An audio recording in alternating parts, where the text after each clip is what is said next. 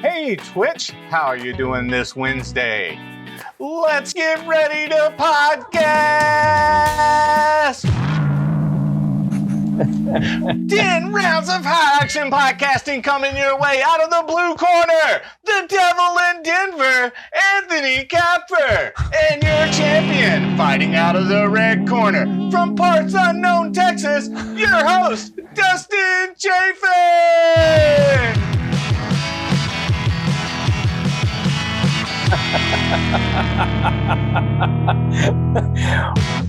Wow. Well, what an intro that was. These guys fighting each other. Yeah, are we supposed to fight? We might. You and I fought in a basement in a comedy club once. Remember that? We did. With boxing gloves, and that was the whole thing. It was pretty quick. I lost pretty quickly. You're all right. You're quick. You're pretty quick, though. You got the quick moves. You're skinny, but you're strong. Last kid you had came out sideways. It's all that, sideways. It's all that rage. You do have that rage, that punk rage. People not saying thank you in New York. After a while, it just builds up. Yeah. Try running a comedy room for as long as I did. That'll you couldn't last a year. Try 15. I don't know how you did it. Rage. I don't know either. Love of the game, I guess. You have a good happy 4th of July, man. Oh, happy 4th of July. World's a shit show, but happy 4th of July. United States, I guess we're kind of doing okay. I love it. Every year we celebrate. I'm like, really? We should keep this low key, guys. I think this after. It was slightly better than this time last year, but still nothing to celebrate about. Well, last year they were doing fireworks and just every day. That's in Queens. They were just like fireworks for weeks. Every day. Too. Yeah, people just never understood fireworks. I don't know. I don't think it's not good for dogs. Like there's always some fire happens. I remember, I don't know. I always have bad experiences. And then it's like so quick, you know what I mean? It's kind of like, sex, I guess, when you're just like too excited. Well, that was like, it's gone. And then I'm Native American. So I'm always like, there's never an Indian anywhere. There's never any just God bless the Indians for letting us rape and kill each other. So it's like it's basically America's built off of somebody having better weapons. That's really all it is. And diseases that wiped everybody out. But anyway, some things never change. That's true. There you go. Right. Like COVID is the new smallpox and blankets. But this year we just had COVID and Snuggies. That's the only difference. It was like and a MyPillow. And a MyPillow. That's Jeff's best friend, that guy.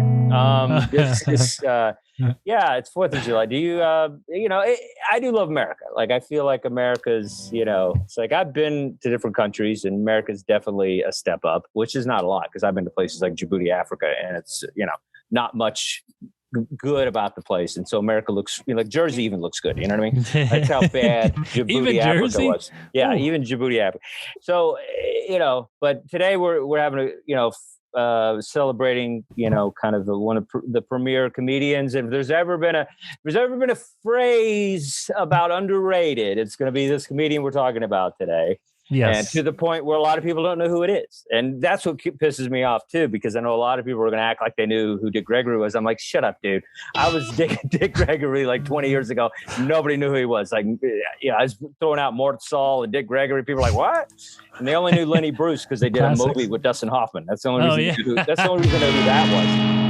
And I always get mad at comedians because I feel like they don't know enough history, where I feel like musicians seem to have a more established, history of knowledge, about the craft. Whereas I feel comedians, sometimes they know 6 people and it's like, that's a lot, just because you know who Kevin Hart and Dave Chappelle is doesn't mean you know the foundation. So anyway, so I'm excited to talk about Dick Gregory later on and the documentary and his album that I had you guys listen to and stuff. And so very exciting. And then we're also, we're going to bring in, Jeff and I decided to do an American thing. And then he said, because it's July. And then he's, decided we'd do like American songwriter thing. And so that's exciting too. And America's got some, really talented, musicians.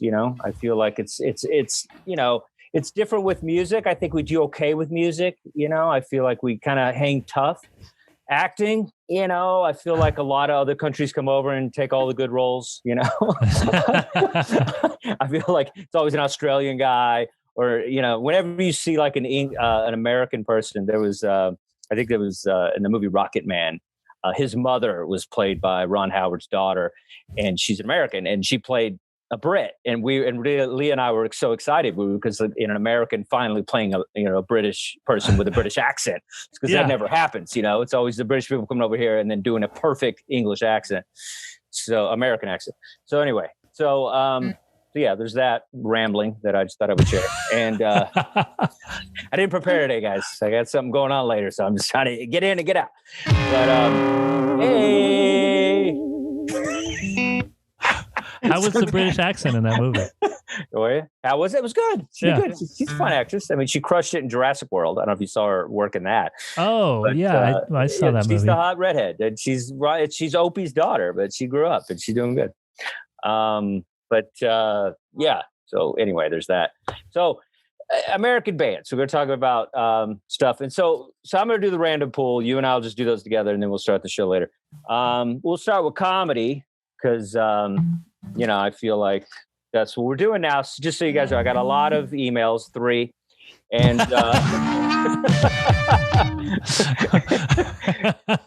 people love it. It is. People love it when I talk comedy. So we've decided to do, stand-up comedy albums and music albums every show. So it's going to be interesting. So I'm excited about that because I'm excited about that too. My wheelhouse, it's our wheelhouse. We're all comics, Adam should be a comic because he's, drinks a lot. But so what? Heyo. And I've seen him do karaoke, which is pretty funny. It's funnier than Jeff and I have ever been on stage. So he showed me a Purple Rain thing. It was just like when Prince died, they were like, it was really fun. Not that Prince died, but this is an album. This is if I could get it in the frame. My mic is so crazy here because I got in trouble last week. On your podcast, Anthony, because you couldn't. The mic came down and you yelled at me, I got this mic right in front of my face, so I could barely show the album. I didn't yell at you. I just was letting you know. I'm paranoid that you're going to yell at me about not having the mic near my mouth. Don't let it happen again. I don't even have this plugged in. That's how fucked up I am. This is hilarious. Nobody even messaged me. So this audio is going to be all off today. This is. You're not going into that mic? You sound good. Yeah, really. So I hate that because I spent all this money on this mic, so I should sound better. Here we go. Okay, good. I thought I froze again. Like you froze a little bit, but I could still hear you a little bit. God. All right. Yeah, you must have a good laptop mic. Because I didn't notice. Yeah, well, whatever. We're just this quality show we got here, guys. We're on a shoestring budget. It's not like my producer gives me any money. Shoestring budget, and my shoes don't even have any laces. Oh my God, that's the worst joke ever. And I hate even doing this to Lenny Bruce. That Lenny Bruce has to follow that horrible joke. Basically, the messiah of stand-up comedy has to follow that awful shoelace joke. You're drowning me out with guitar. Is that how it works? Is that what you do when your girl yells at you? You just grab the guitar. Dishes? I don't know. I think I just gave you a great bit. Anyway, write that down. So this is a very controversial comedian, definitely within the lines of Dick Gregory. They kind of started around the same time. Lenny came maybe a little bit after, but definitely in the same era of comedy. This is a cool album. This is not a cool album. I grabbed the wrong one. This is the one when what I was arrested for. So this is actually the one everybody complains about. I have a lot of Lenny Bruce. I was in a hurry and I grabbed this one. But this is definitely interesting. And it's funny because we're talking about Dick Gregory a little bit later. And sometimes, you make a choice in your comedy, where you choose to, kind of just stay in the realm of making people laugh.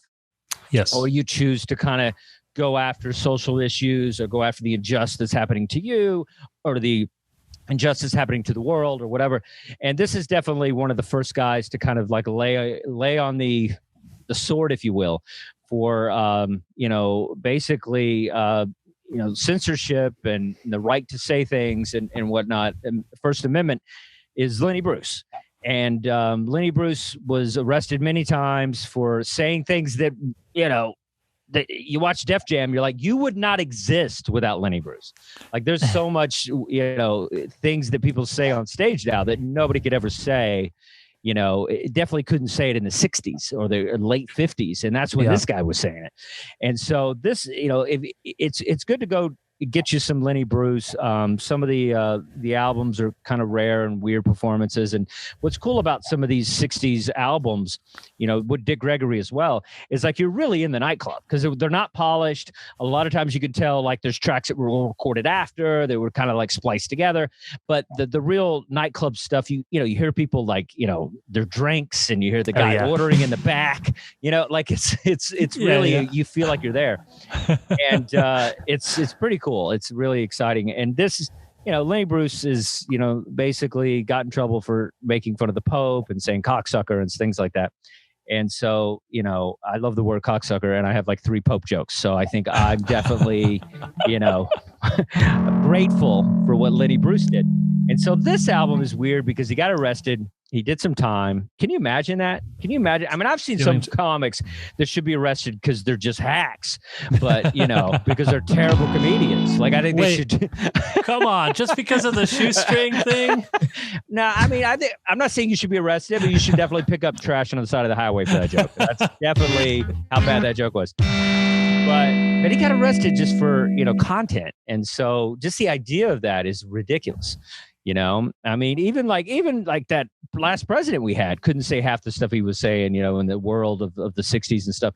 So it's like, a guy like this was able to kind of say some stuff. So basically what this is like he talks about, he reads all his court transcripts, and it's a little weird. And it's just, kind of this odd thing because he's not kind of like going for the jokes really. And he's not, but it's basically, you get a glimpse of history.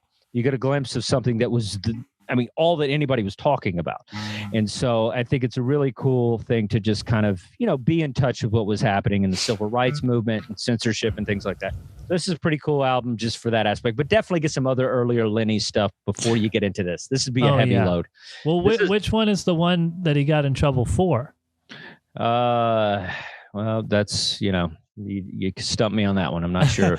Because I want to hear. I don't know if it was an album. I think it was just a general being. Yeah, but there's some there he says cocksuckers, and there's police in the back, and he talks to the police while he's from the stage. And I think after that show, he got arrested. I think it's Lenny Bruce in San Francisco. I think is live in San Francisco. It could be at the Hungry Eye or something, whatnot. Because I want to hear why he got in trouble, and then I want to hear the story about whatever's I'm pretty sure on it's that album. that one. I think it's at the Hungry Eye, San Francisco. So anyway. That's cool album. But have you seen Lenny? It's a good movie, actually. I think I did. Okay, you better, because comics need to really be better.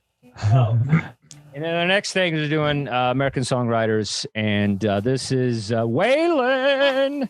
Waylon Jennings, one of my favorite country performers of all time. I get so bad on this angle today. It's just horrible. Oh yeah. But this is a great album. I've always been crazy, which is great. It's got such good music on here. The melody of Buddy Holly hits is pretty cool. That's where he just kind of like strums through like different Buddy Holly hits and stuff. And Don't Think This Outlaw, and just a lot of good songs on here, Whistles and Jugglers. So it's really cool. Just a guy that kind of marched to his own beat. It was just like a guy that was a true outlaw when it comes to American outlaw country music. Definitely one of the best. Get you some Waylon and get yourself familiar. So it wasn't bad, for something I put together 3 seconds ago. That was pretty good. Thanks, Makes me want to buddy. listen to Waylon Jennings now. And get some Lenny Bruce in your life. Some Lenny Bruce. I saw a one-man show where a guy played Lenny Bruce. Forget his name. I'm doing a disjustice by not saying his name, but he was fantastic. So if you get a chance, there's a Lenny Bruce guy that plays Lenny Bruce. He's really good. It's got like a stripper and everything. It's fantastic. And I think you could, and they hand out free heroin like in the middle of it. It's great. Oh, sold. All right, buddy. So we're gonna start this show because I gotta go a little early. So I want to talk to these ridiculous people I call family. Let's go, buddy. Are you ready to start the show? Welcome, everybody, to Dustin's Vinyl, where my green screen's a little off, but we're here to have a good time. Dustin's Vinyl. Ladies and gentlemen, introduce Jeffrey Paul and Adam Holtz to the show. Hello. How is Hey, everybody? guys. I'm good. Here's how bad it is. This is like somebody else's Dustin vinyl. It's just something I found on the internet. I couldn't download that thing. So because I just lost it when I was trying to put it on my background. So there's a Dustin vinyl apparently. That would look I don't cool know. on a shirt. Good thing there's somebody else named Dustin who loves vinyl too. I guess. I think it's a record store. I don't know. Who knows? Oh. Now I'm a hack. I don't know. I'm going to get sued. But welcome, guys. Welcome to the show. We started off talking about America. We started off talking about Lenny Bruce, Waylon Jennings. The Lenny Bruce arrest was at the Jazz Workshop in San Francisco. Yeah, I got it half right. Half right. There you go. I know some stuff. Very cool. Yeah, we'll have to check that out. That's an album. It's on there. We'll check that out. Yeah, Lenny was great. Lenny's, much like Dick Gregory, who we're going to talk about a little later, is, I love this beatnik style of comedian. I love this like era. I love the music, authors, Kerouac, that kind of, Salinger, all that stuff is like such a cool time. If you're white, really, and it to be wasn't so easy for Dick Gregory, but it was definitely, I like the style of the era. Like it's very, cool and, this kind of stuff. So, yeah. And Lenny Bruce kind of had when he was starting out, it was a little different than when it got what he got to. Same with Dick Gregory. It was like it started out as kind of this really cool kind of style of comedy. And then things take over, I think issues matter more than trying to be funny. I don't know. But anyway, how you doing, Jeff? What's going on, buddy? I'm doing good. I was thinking. What are you thinking? You guys were talking about the 4th of July and fireworks and everything. Yeah. If you're in New York next year, you guys got to come over to my place. We do a 4th of July bash every year. That is just insane. You guys would have so much fun. Maybe. This year I was at Chuck Lorre's house, so I don't know. We'll see. Did you say Chuck Woolery? Lore, L-O-R-R-E. Yeah, Woolery. Now that's more of your party. That's more of your kind of party. I'd hang out with Chuck Woolery. Oh, I know you would. Have some I would not hang. By the way, I would not hang out with the My Pillow guy. He was full of shit, and this is what I didn't like him even before I found out about his politics, because he was hawking that shitty pillow, and he was trying to make it sound like it was a good deal. It's like if they get 2 for $100. Yeah, it's unbelievable. $50 a piece anyway. People are so stupid. It's the way of getting you buy 2 pillows. You know what it is, though? It's he took a whole bunch of pillows and chopped them up and then put them inside a pillow. That's what it is. It's a bunch of pillows chopped into a pillow. So the guy's a genius, snake oil salesman or whatever. Yeah, listen. He's a marketer. Yeah, I mean, Anthony and I can barely sell merch after a show, even when we have a good set. I have so much merch. I'm surrounded by it in this room. Anthony, you want to buy a Jeffrey Poole T-shirt? Maybe. Do you want to buy an Anthony Kapfer 7-inch record? You guys want koozies? This is what this show has evolved to. If you're actually watching the show, you get a free koozie. Just say, I want one, and we'll actually give you one. Anthony's albums are expensive. Yeah, I'll get you a camouflage. You want a camouflage? We'll get you camouflage. We got to get some Dustin vinyl merch so we can all just have it and give it away. Because that's what we got to do here. That backdrop should be a shirt. It should. It's cool. Yeah, we'll get it going. Cool, man. So you had a good 4th. Yeah, that's cool. Yeah, I'll definitely come out, man. If I'm, in New York, it's tough to get out there. So much food and dessert. So hot. So hot in New York. I have a pool. I have an in-ground pool, man. Okay, I'm in. Hey, I got a pool. Nobody wants to visit me.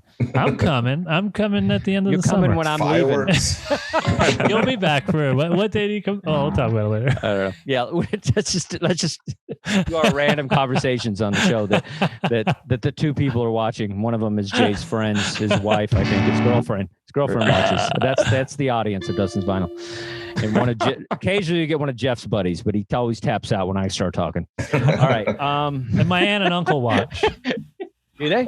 Yeah. This audience is growing. It's growing every week. It's becoming a bringer show. I love it. Andy Engel's going to give us a tape at the end of this. Okay. Thank you. Only comics would know that. I love it. All right. This is fun. So let's get into it. So today we're talking about heavily. We're going to kind of get into Dick Gregory, who is a very, very underrated stand-up comedian of the late 50s and early and late 60s, and it actually did a little bit of work in the 70s and kind of went into some weird stuff, and then kind of did a little more in the 80s. Kind of had a back and forth after the 70s, kind of back and forth because he had some other ventures he was into. But this album we're talking about today is Talks Turkey by Dick Gregory. It's kind of a weird one. There's only 2 tracks, just kind of a one A side to B side, and it's VJ Records, which is a really cool label. Actually, they did a lot of early jazz work and stuff, a lot of blues stuff, with a lot of cool people and stuff. And it's an interesting album because, like I was saying before, you feel like you're in the club.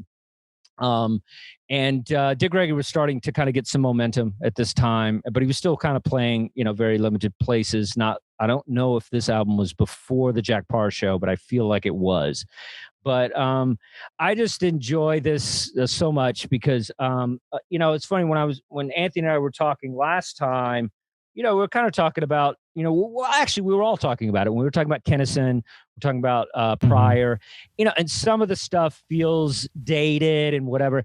And this, for me, felt less dated than Pryor and Kennison for some reason. Yes, I agree. It felt like it was just ahead of its time so much that it just transcended. And so, listening to this album, and it was really cool because, he's really, the opening line is amazing. It was obviously kind of a planned thing, but it was so funny when she, it's like, well, you can't hear me? You think I'm being loud?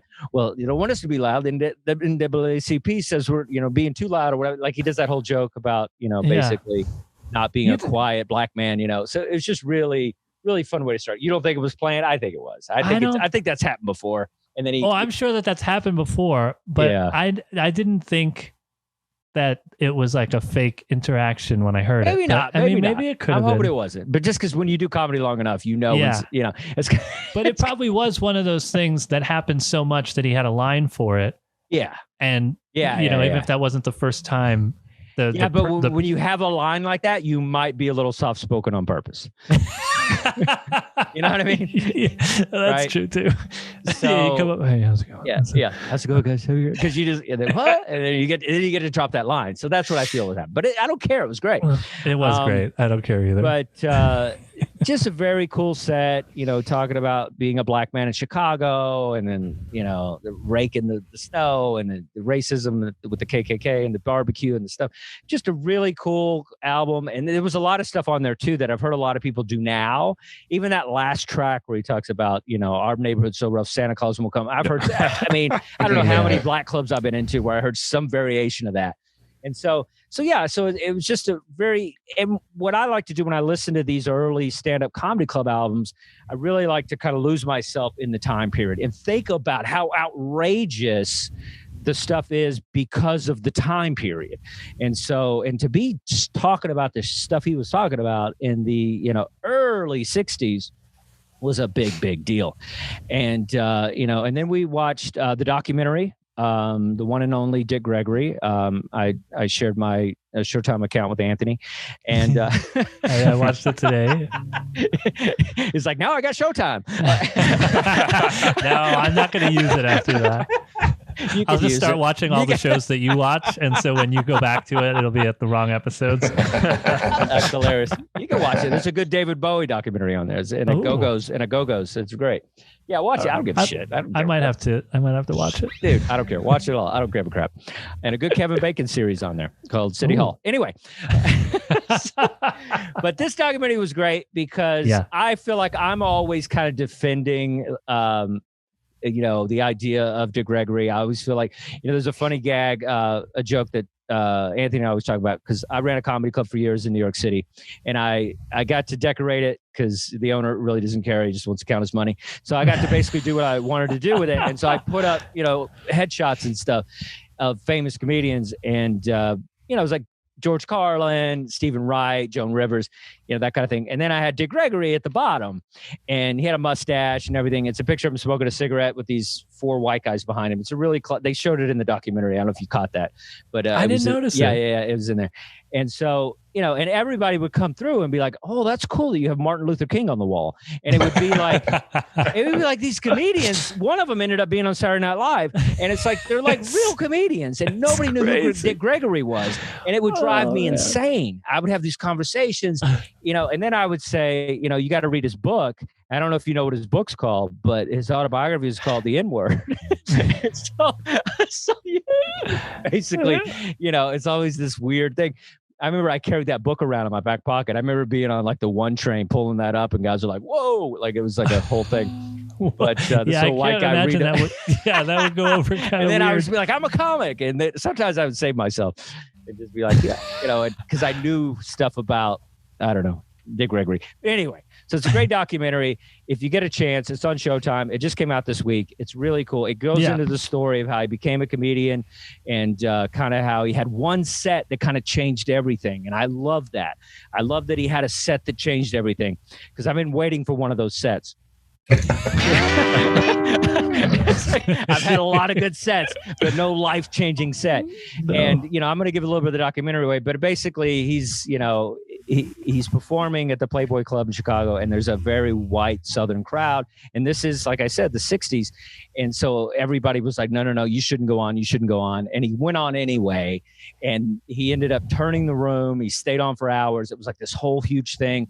And basically it was a hit overnight. And he was in the paper, and they ended up getting on the Jack Parr show, but he wouldn't get on the Jack Parr show unless he was on the couch, the whole thing. And basically just kind of guided his career. And it's a really cool doc. And it just shows how badass this guy was, and so punk rock to be doing these kinds of things and really standing up for, what he believed in. And on stage, he was a master of kind of this style that, after you watched Dick Gregory, you're like, okay, Chappelle.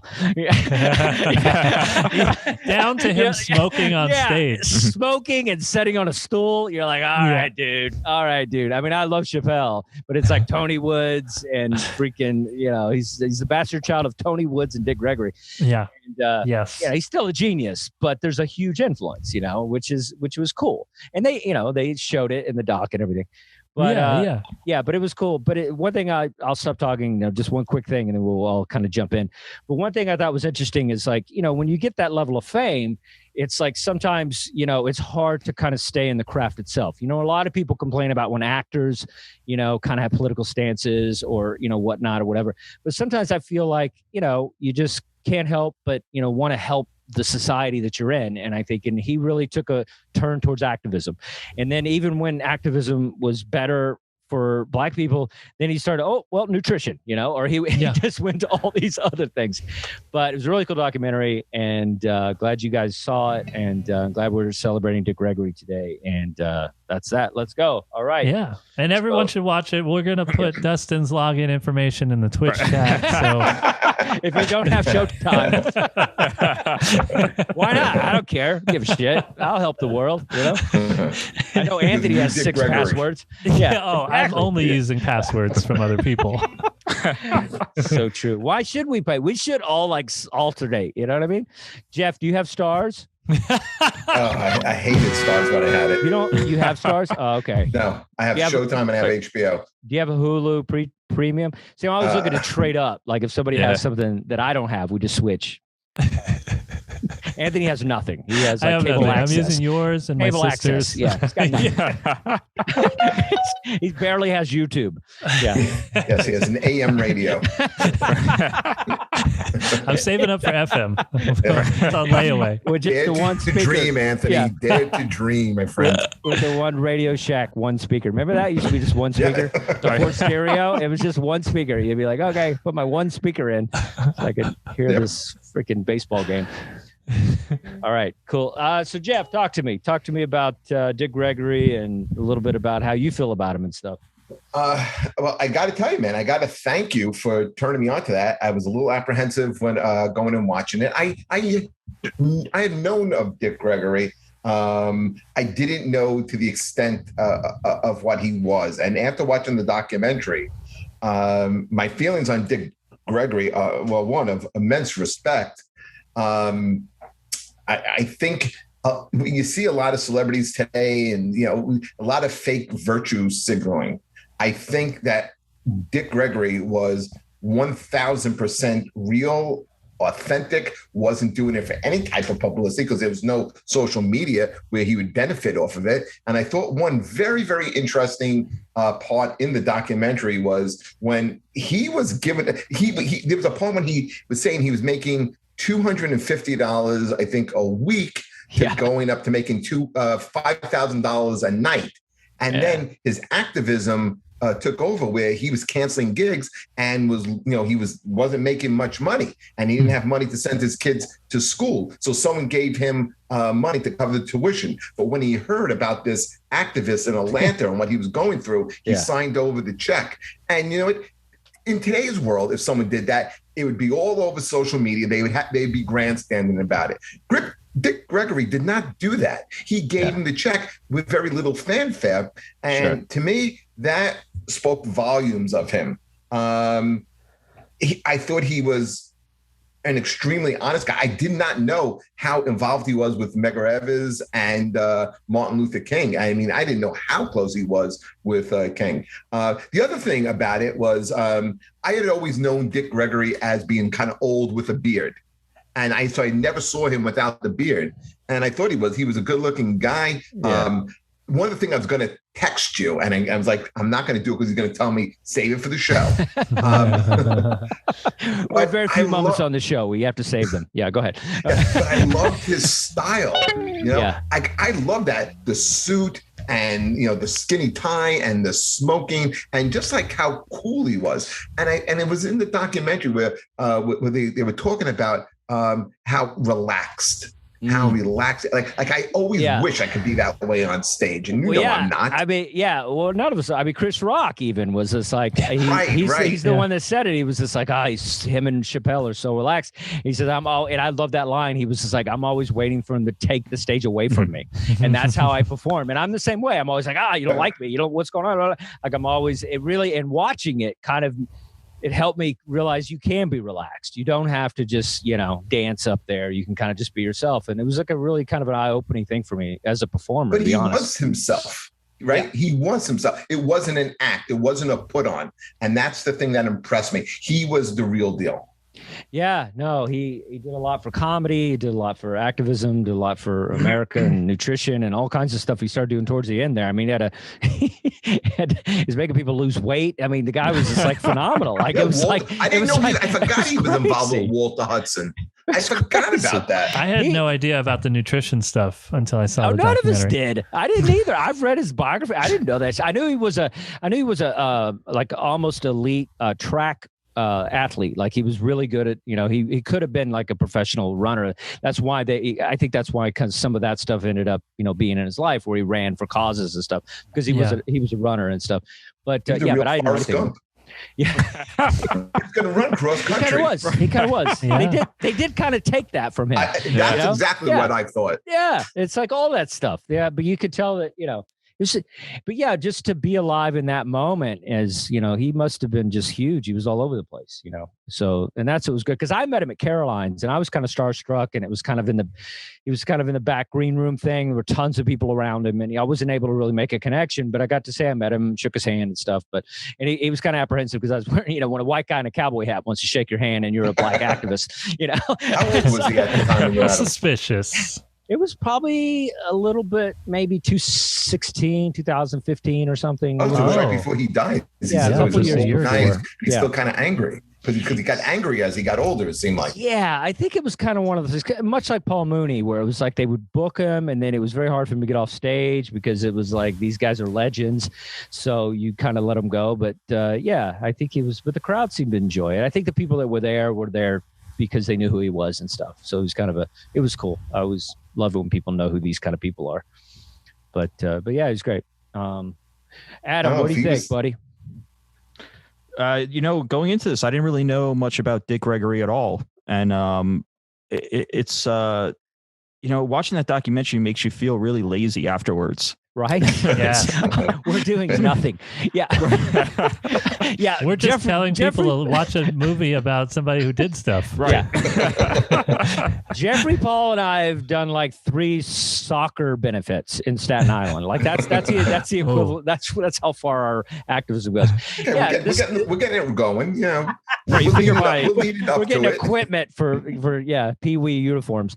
But this guy's like, the shit he was doing was like, I mean, unbelievable. He was vegan and like conscious of that way before. I mean, nobody was doing that. Yeah, that's like the 5th thing. You know, that's another crazy thing. Yeah, what he ate and he would make those little packets for everybody. You know, again, without fanfare. I thought he chained the refrigerator from his kids. He's like, y'all can't eat pizza. Nobody's eating pizza and Hostess, and he locks his shit up for like 3 days. They said, I was like, jeez, he starved his kids. Credit goes to his wife too, man, for holding down the fort. Yeah, I mean we all know that behind every strong man, you know, there's a woman going, really, you're gonna wear that? But yeah, it's, you know, I think that's a part of most successful men. I think there's a woman that's kind of grounding them. I mean, God knows, you know, I'd be somewhere freaking locked up in an institution without my girlfriend. Mm-hmm. I'd be getting handies under the bridge at this point. It doesn't sound so bad. Giving handies? It's a bad thing, Dustin. Come on. Oh, you'd be giving them? I thought you said you'd be getting them. Giving them. I love that. Jeff knew what I meant, and that's why he said that. That doesn't sound like a bad idea. Giving handies? That sounds amazing. Who books that? But either way, Anthony, they both sound pretty good. They both sound good to you? That's what I got going on right now. Meanwhile, you're inviting us to a barbecue or whatever. I don't want to be a part of that. Get business. Yeah. If hanging out under a bridge is more fun than what you got going on. Yeah, Jeff's going to Bill Cosby us next year. Anyway. Get away with it, right? Yeah, he didn't get away with it. He's gonna be dead in 6 months. I called it right here.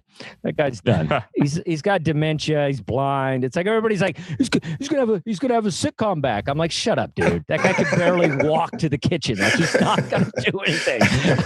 It's like he's done. He's not doing anything. He barely knows who he is. He's not doing anything. Anyway. Funny. Hey, so Twitchers, if you know anything about Dick Gregory, if you saw the documentary, if you anything, we would love any interaction about, you know, Dick Gregory. Please feel free to put that in the comments. Anthony, talk to us. Well, I agree with what you were saying about it feeling like a club, because you don't always hear people coughing during the comedy albums. They edit those out. You definitely don't want to hear it now. Comedy album. That's you know, it's been so long since I've been in a nightclub where people are coughing during a show. It was taking me back. I was like, oh shit, that's hilarious. That's what they still cough. They still cough. Well, when I was in Naples, Florida, I got on stage and I think I might have said this last week. I don't care, but I said, I just got my vaccine. How many people are vaccinated? And you can hear a pin drop. I was like, okay. And then somebody coughed and I go, oh great, I'm gonna die now. I said the cough is the new. Like, you know, you hear that, you're like, Well, last summer I did an outdoor show, and it was the first show in person that I did, you know, since it was outdoors. And this woman was like maybe 6 feet away in the front row. She sneezed in the middle of my set. And so I was like, well, good night. And then I left. And they thought it was funny at first because they thought I was goofing around, and I never came back. That's hilarious. Yeah, I mean, I really enjoyed the aspect of the album and lots of clips from the stand-up. You know, Hugh Hefner deserves a lot more credit, too, than he gets for not just giving the world, you know, bush and boobs, but he introduced us to, you know, some amazing musicians and, you know, Coltrane and Nina Simone and comedians like Lenny Bruce and, you know, Dick Gregory and things like that. So, you know, with his show, because he used to have a show as well as the nightclub called Late Night. After hours. After hours. That's Oh, and basically, it was like a party. He was the first one to do it, like Bill Maher, all that. All these people try to do this kind of thing, but it was basically a party at Hugh's penthouse apartment, and they would have all these talented people there. Playboy After Dark. That's what it was called. That's it. Okay. That's it. Sorry. We have another one of those, but it's a different kind of party. I'll tell you. It's anyway. I saw a guy the other day with he was on the corner here in LA, and he was like he was reading a Playboy, like he just had it open. And then I almost wanted to give him. I almost wanted to tell him about the show, because I felt like Dustin's vinyl would be my demographic. I was like, oh, you probably like records if you're jerking off to Staples. Anyway, this is the. Is he reading the articles? He might have been. Some good articles in there. It was like anyway, but yeah. So Hugh Hefner having the Playboy Club, where comedians were able to kind of like explore themselves. Like Jay Leno and people later on were pay a lot of their tribute a lot of their success to places where they could be, do what they wanted to do. And that's what's important in comedy is, it's like you can have all the geniuses you want, but it's like, if you don't have somebody like I pride myself in saying I had opportunities for people to let them be bad or let them be themselves or let them be uncensored, or like you take somebody like Steve Marshall, who we all know is a guy, comedian. And it's like, that guy can't do his act everywhere because he's just out of his mind with some of the stuff he says. But I always said, you know what, there's people that like it and there's people that maybe they don't, but you got to give those people's opportunities. So it's really cool that Hugh Hefner was able to, have a place for somebody like Dick Gregory to find it. Because he had that night, he found it, and then he just kind of took off. So and Jack Parr too, I think, gets some credit absolutely. here too for extending the invitation to sit on the couch and put him on, on the national TV, and that's where his price went up after he did national TV. It's interesting. Like they tell you that you got to kind of stand up for yourself and you got to say no, right? When you don't get something that you want. And I think that was the thing is he's like, they asked him to do it. And he's like, nah, I'm not going to do the show because you don't have any black people sit, on the couch or after the show talking to you. And so, just to turn it down is pretty badass like that. Yeah. I remember I turned down something. It was, there was a show called Apartment 2F and it was like on MTV or something. And it was like Zach Galifianakis, all these people. I just thought it was a bad show. And then after I turned it down, I was like, oh, that was a dumb idea. Those people all blew up. I thought I was being like, this show's bad, so I'm not going to be on it. And I was like, that was dumb. But this was a good move because if he had just done stand-up, he might have been just like another Bill Cosby, or something, and then Flip Wilson or something. But the fact that he got to sit down and have a real kind of a banter, it made a difference, obviously. I mean, his money went up and all that stuff happened. So I think it's pretty cool. Yeah. Adam, anybody chime in? Yeah, let's see. We got Whiskey Chic says, I thought he was an Olympian when I was a kid. He might have been close to being an Olympian. I mean, when he was doing that run, that cross country run, they said it was the equivalent of 2 marathons every single day. No, that's crazy. That's crazy. Yeah. In his book that I'm not allowed to say, title is he talks about the running and it's in there. So definitely you could do some research on his running, but I think he was Olympic status at some point. Like he was like collegiate at least. He was running 50 miles a day. That's crazy. I get tired driving 50 miles a day. Because Jeff has a Fred Flintstone car and he's got to use his feet. No, that's horrible. That was like that shoe joke that Anthony did.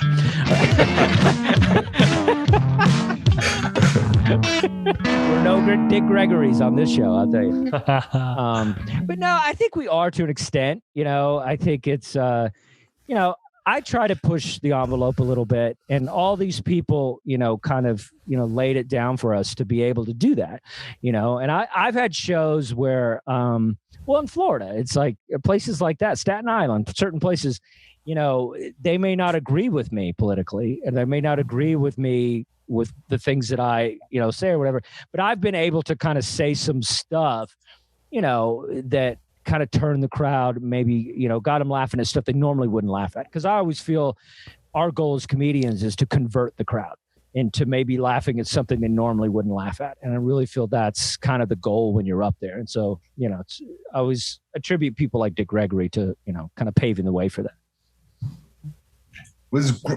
Dick Gregory was before Pryor? Yes.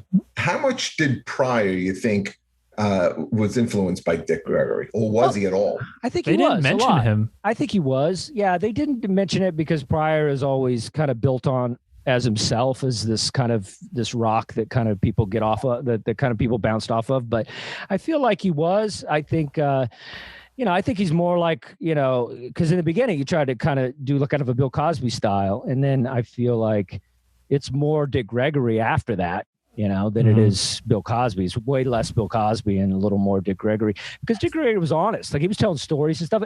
And also, much like Pryor, he didn't worry about the laugh. Like, he would take his time, and, it was like, it takes a lot to hang in there. Like, Jeff and I are very panicky when we're on stage. Like, we just want to get that laugh. But these guys, they hang in there, and they'll go a long way before they get to the laugh. And so it's kind of, I think that's the style I would think it would be like Dick Gregory, is kind of like hanging in there, telling a story and stuff. I have another thought, another question. Maybe you guys can answer this. Why do you think he was ignored for as long as he has been? Like, he does not come across as being as revered as some of the other older comedians of that generation. Well, I know it's a little bit before, but really, like you even said, like in the green room of Greenwich, nobody knew who this guy was. Yeah. Yeah, well, it is. It's just like a lot of people don't know the music of that time, jazz. He's much like jazz music, It's like the reason people know who Richard Pryor is. Right. And in comedy, around the same. Let me tell, and then just 1 second. I think, the reason people know who Richard Pryor is because he was in The Toy. He was in Stir Crazy. Like, he had a different kind of career. He didn't have his acting career was Rob Schneider movie, So even that clip was funny. That clip was funny. Yeah. But I think it has a lot to do with that. And the activism, he got more involved in that. Go ahead, Andy. That's what I think too. That was what I was trying to get at. Do you think he was kind of like put down and not really pushed because of the activism? Especially at that time, it was so polarizing. He was too dangerous. Absolutely. Right. Because he was about the same time as like Red Fox, wasn't he? Earlier, I believe. Maybe around the same time. Red Fox may have been earlier. Red Fox was like more 50s. Yeah. Okay. But close to the same time, but maybe. But so if Red Fox was like in the 50s, I feel like, if you put his photo up in a comedy club, people would have recognized it. Well, sitcom. Sanford and Son. Yeah, sitcom. That's what I'm saying. Those guys had huge things, but I guarantee you, most people don't know who Brian Regan is unless you're a comedian, because he's not a movie guy or a sitcom guy. So that basically that has a lot to do with it. These guys are just comics, and they weren't like, kind of big actors or anything. And, I think it has a lot to do with kind of the national people, and people, the TV is everything to people, I always kind of put him, especially watching this, made me think a lot of, you guys remember Mom's Mabley? Of course. And what she did, and how, again, you talk about the word underrated, how underrated she was, and how many doors that she broke down. And I was just reading about her recently, and I always found her to be really super fascinating. I thought Whoopi Goldberg was going to do either a movie or a play based on her life, which I think anyone who's a comedian should absolutely go see, because of what she did for women, what she did for lesbians, and I mean, did you watching Dick Gregory and just over the weekend reading about Mom's Mabley? Did you guys know about this Chitlin circuit? Yeah, that it existed. Yeah. I never even knew about that. And how Dick Gregory was almost destined to continue to play that circuit until he broke down, until he said no, I'm going to go and I'm going to play these regular rooms. I'm not going to be relegated to playing just this one particular, brand of show. Yeah. I mean, it's, but as far as people not knowing him, is just like, the people might know a little bit about jazz, but they never know enough. And same with comics. They never know the guys that we know. I feel like they always know the mainstream people. So he definitely wasn't a mainstream guy. And that's the thing, is like, he's talking about issues that people weren't ready for. And so, and the outlets were very slim. It was just like, it was a little bit of TV, but he probably couldn't do that much on TV because of the content that he was doing. And then it was like, what was this, 4 channels back then? There was really, when Pryor came up, HBO was starting to happen later in the 80s, and all that stuff was happening. Those outlets weren't there for Dick Gregory. I think today he would be huge because of all the activism that's happening and stuff. I feel people would, probably be drawn to him because of all the stuff he was saying. But one thing is pretty cool. He did have a comeback with the college tour and stuff. And so I think all that shit happened to him, lost his money, all that stuff. And then he kind of had a resurgence through kind of, college campuses and stuff. And I thought that was cool. And then he made, I guess, a whole lot of money off this diet drink. And then that went to shit. So, but at least he was trying stuff. I love that. He sold it for $30 million. But then something happened, like he lost money. I know. He still went broke. That sucks. That's cool. Well, that's dude. Red Fox. They took all his money because he didn't pay taxes. Oh. They took his dog.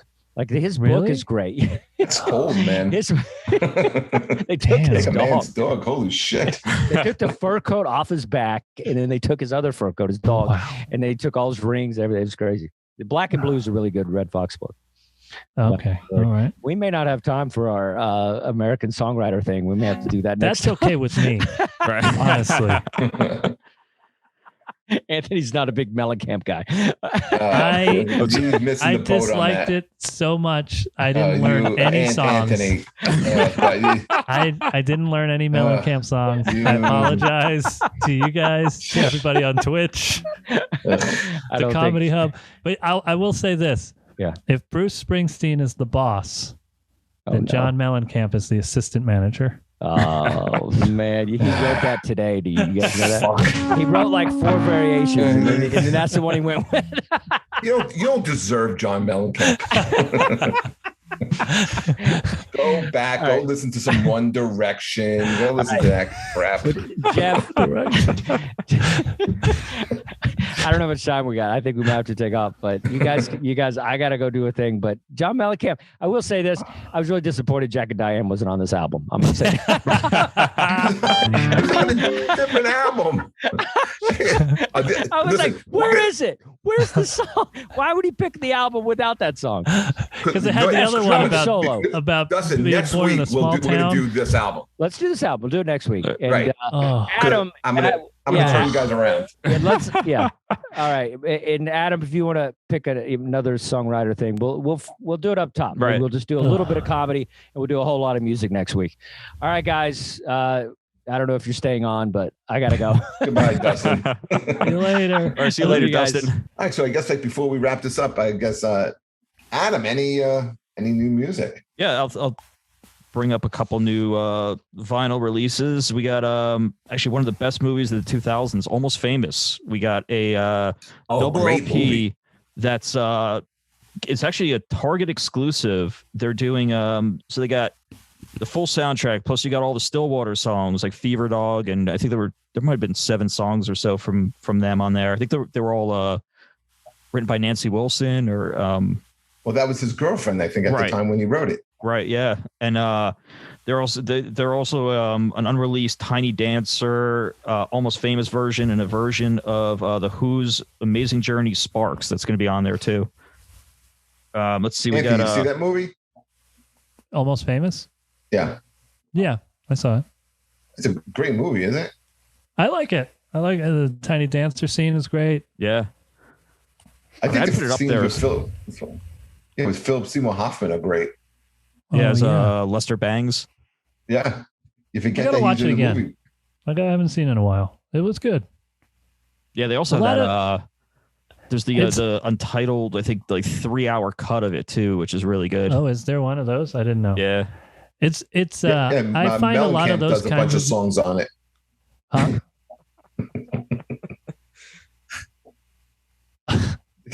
Anthony freeze. No, I was trying to say something and I didn't hear what you said, and then I asked you what you said, and you he didn't say said there's a anything. bunch of Mellencamp songs on the 3-hour version. That is funny. Okay. A lot of movies that try to do that where it's like a fake band. A lot of those movies are pretty lame, but I think Almost Famous did a pretty good I think good you're job. right. I think it pulls it off. Yeah. We got The chemistry between us is incredible. Yeah. I feel like we're missing our captain here. Yeah. It's like all of us, if this was the Stern Show, all of us are like Benji, you know? I want to be Baba Booey. You want Baba Booey. We need Stern back. I'll just be Fred. All right, so we got Tarantino music tribute, the best songs from Quentin Tarantino's films by Collection Cinezette. That's a good one. Oh, So I that's like that. yeah, that should be a pretty good collection. And then we got Willie Nelson, To All the Girls, double LP. It's only duets with him and female artists. So you got Dolly Parton, Miranda Lambert, Roseanne Cash, Carrie Underwood, Loretta Lynn, Mavis Staples, Dora Jones, and Emmylou Harris. Wow. So it looks like a pretty good one. Yeah. There we go. What does he have? This is a signed Willie Nelson CD. Oh, wow. That's cool. Yeah, and hopefully by next week when we do this, the wall will be up and I'll have a whole bunch of you'll have all memorabilia and stuff your on memorabilia. Yeah. We should do a Willie Nelson. Yeah, I'd that'd like be to. good. It'd be nice to know where, because I don't listen to him enough, and I feel like I don't know where to begin. Yeah, same here. Willie Nelson? Willie Nelson, yeah. I was saying we should do a Willie Nelson one. Yeah, we could do that when maybe we do I mean, he's no Mellencamp. Right. Yeah. Do you prefer Cougar or Mellencamp? Or John Cougar Mellencamp? Was that the sweet spot when he was? It's Mellencamp. In fact, see, Anthony, you make me tell all my stories before. All right, no, it's okay. I'll tell that joke again next week too, and then as a lead-in for you to tell the story, because Dustin will want to be. Yes, he's going to want to be. Yeah, and if you somehow you can circle back and do a callback to the sneaker joke. But really, no laces. They're slip-ons. And we'll build that show next week as part 2. All right, guys. I think we're just about done here. Yeah, I think we can wrap it up. Hey, folks, we'll have our captain back next week. We'll have Dustin and Anthony and Adam and myself. For Dustin's Vinyl, guys, we'll catch you next week. Take care, everybody. Have a great week. See you later. See you later. Bye-bye.